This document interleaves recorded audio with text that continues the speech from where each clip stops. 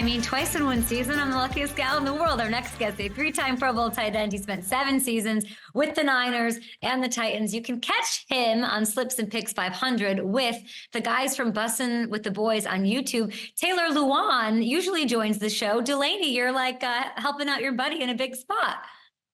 Oh, of course. If he need me, I got it. If I can do it, I'm here, It's amazing to see you. How was the rest of your London experience? I saw you a couple months ago. It was good. The Titans, the Tennessee Titans made that experience great.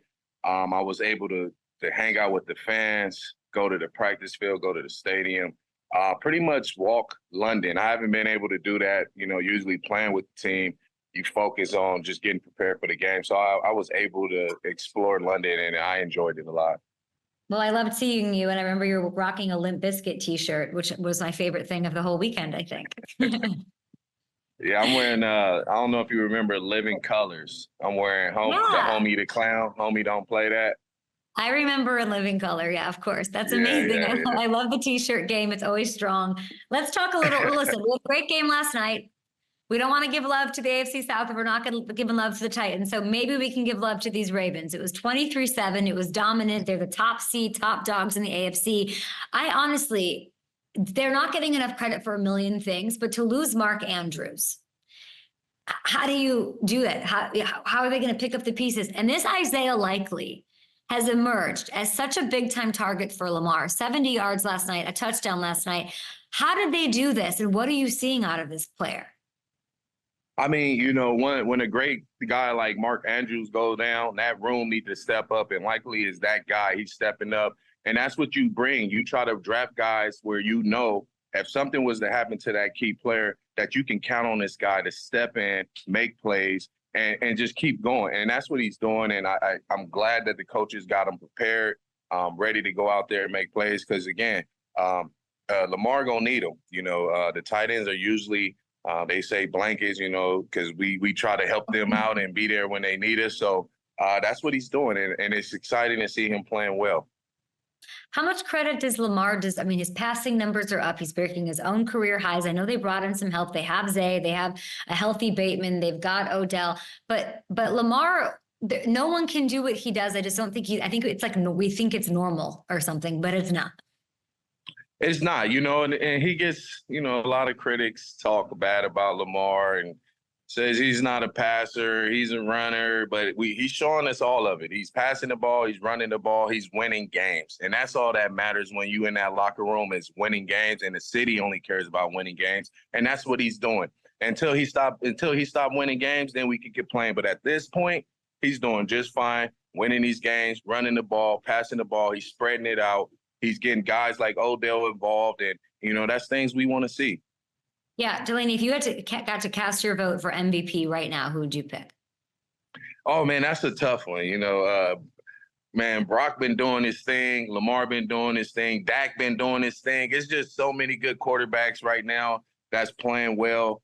So that's tough. But if I had to pick, I'm going to have to go with my 49ers, man. Brock, I think what he's doing with the 49ers is just – it's just unbelievable. They talked about, is he the guy last year? Is he the guy? Is he the guy? Well, it's looking like he's the guy.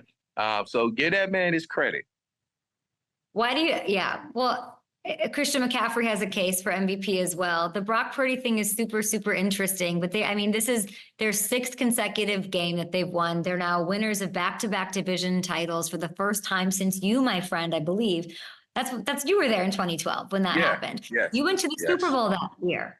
You with them. You know what a Super Bowl team looks like, a Super Bowl team wearing that uniform. When you look at this team, what do you think, not to be negative, but what would hold them back? Injuries wouldn't, because they have injured guys and they step up. What could derail their Super Bowl hope here?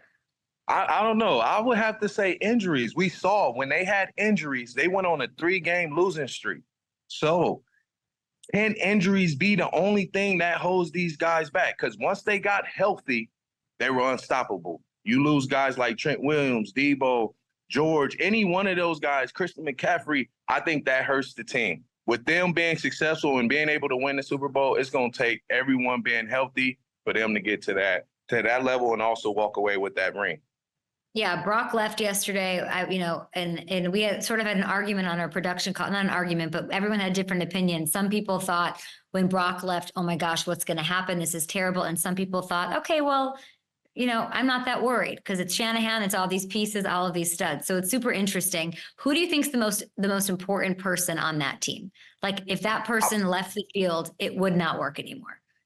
Man, that is tough. That 49ers team has so many pieces that I feel like if they weren't there, maybe the team would be a different dynamic. I mean, you can't leave out Debo. You can't leave out George. You can't leave out Brandon. I mean, I can go on and on. You can even talk about the guys on defense. So who's the most important player? I'm going to have to say Christian McCaffrey, the great white hope. But then he's your MVP. Nah, quarterbacks, because I know how this league works. Quarterbacks always get the MVP. We know how it works. We know how it works. They're going to give the face of the team the MVP, and we understand that. So it doesn't work without the great white hope. Yeah. Speaking of your Super Bowl team, back that year, I think it's when I met you. And you would never remember because I was like a chicken with her head cut off, just like trying to like interview players as much as I could. But your coach back then was Jim Harbaugh, and each year, once coaches start getting moved and the inevitability of seats opening up, his name is literally the first one to make it to the surface. He's the belle of the ball if he wants it. Do you think he'd ever come back to the NFL? I think he would, but I know he loved developing kids and, making them, teaching them football and putting them in a situation to be successful in the NFL. But I think, what was going on this year with Michigan and everything that's going on, it could be a possibility that he goes to the NFL. And there's a few teams that may want him and maybe having a spot open for Jim Harbaugh to come to the NFL. But that's something we're going to have to see. I'm not really sure. This is just me speculating. Okay. I have to ask you that because I would never dare ask Taylor that on a Monday to not get, I think he'd hang up and he'd run away. He's going to be mad at me.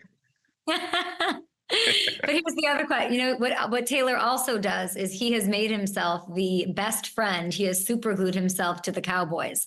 For better or for worse, he's taken his vows. They're married all season. Listen, they were one of the hottest teams, and we're at the top of the roller coaster, and blue, there it goes. I mean, 31-10. Yeah.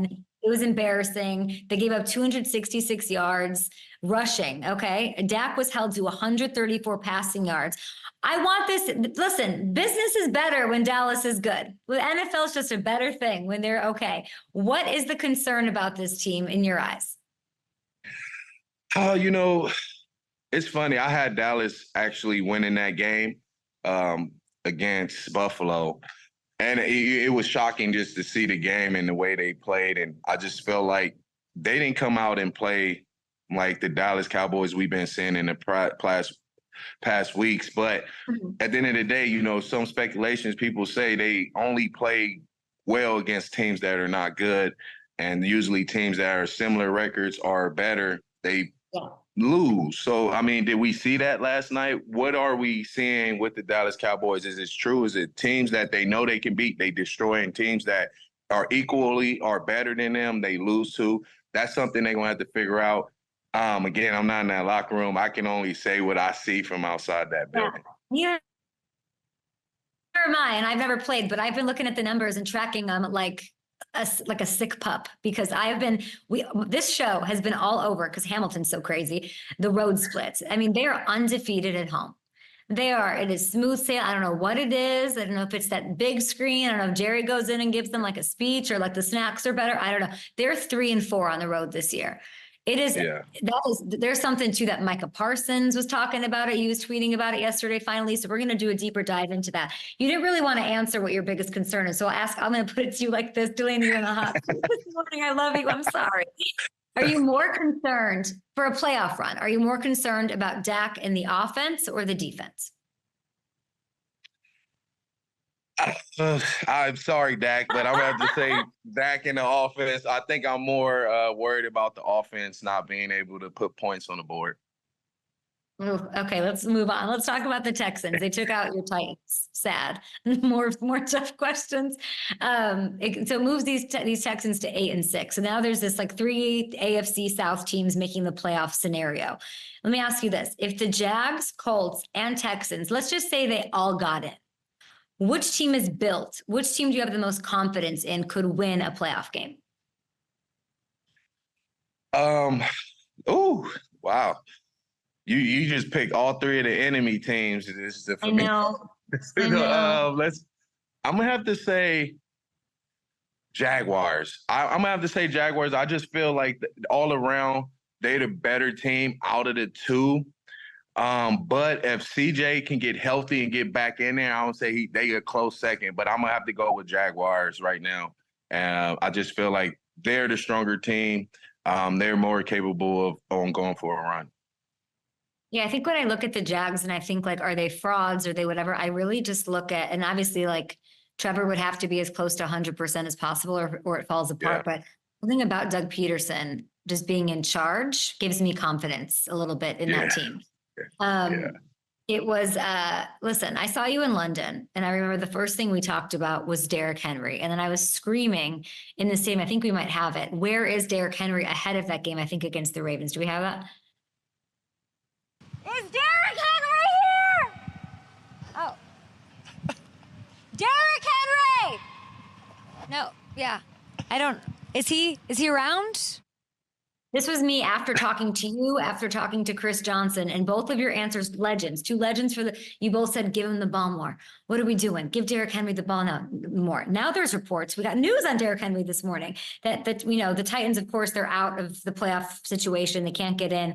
Henry's now pondering his future. The King doesn't know if his reign's going to end, where he should go. What do you make of that? How would you like to see it unfold? I woke up to that and, I watched the video. In my eyes, I mean, you can speculate and say, yeah, he sound like his time here with the Titans is over. But it was more of like, I felt he just was disappointed. They didn't clinch. We didn't do well. The season wasn't very well in his eyes. He didn't, I don't think he accomplished what he wanted to accomplish in the run game and just him overall not being successful this year. I just think that was playing a toll on him. But where his future lies, I don't know. This is a business. And at the end of the day, business is business. And I know Derrick want to take care of that and make sure that he's happy in a situation where he feel like he's being compensated, but also being able to give the team what they want. So this is a tough one. I want to see Derrick here. I love him in a Titans uniform. But again, this is tough to say. What's the next step for Derrick? If you love Derrick, though, do you want to see him go somewhere else? I plead the fifth. I plead the fifth. Watch what happens with Andy Cohen. What are you doing? You can't plead the fifth. What are you talking about? Hey, no. You said you want to see him as a Titan, but you're saying that with your Titan, which I love, and you're very close to that organization. But you also mentioned it's a business. Do you see a world where would you like to see him with a team that's contending in the short term? Because that's not the Titans, obviously.